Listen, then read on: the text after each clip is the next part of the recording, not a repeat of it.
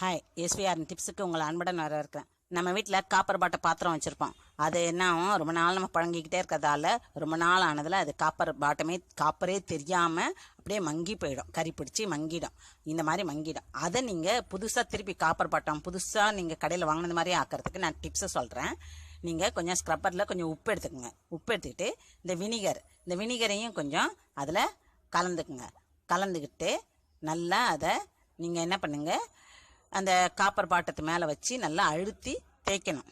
அழுத்தி தேய்க்கும் போது அது நீங்கள் ஒரு நிமிஷத்துலையே கொஞ்சமாக இந்த மாதிரி காப்பர் பாட்டம் ஆயிருந்துச்சுன்னா மங்கி இருந்துச்சுன்னா ஒரு நிமிஷத்துலேயே நீங்கள் தேய்க்கும் போது அழுத்தி தேய்க்கும் போதே அதே நீங்கள் கடையில் வாங்கினது மாதிரி புதுசாகிடும்.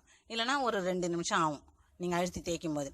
அதை அழுத்தி தேய்ச்சிட்டு நீங்கள் நல்லா கழுவிட்டு பாருங்கள். இந்த மாதிரி உங்களுக்கு புதுசாக கடையில் வாங்கினது மாதிரியே ஆகிடும்.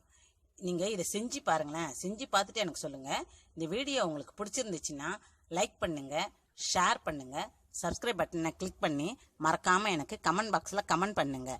வேறு வீடியோ வேணும்னாலும் எனக்கு கமெண்ட் பாக்ஸில் கமெண்ட் பண்ணி கேளுங்க, நான் உங்களுக்கு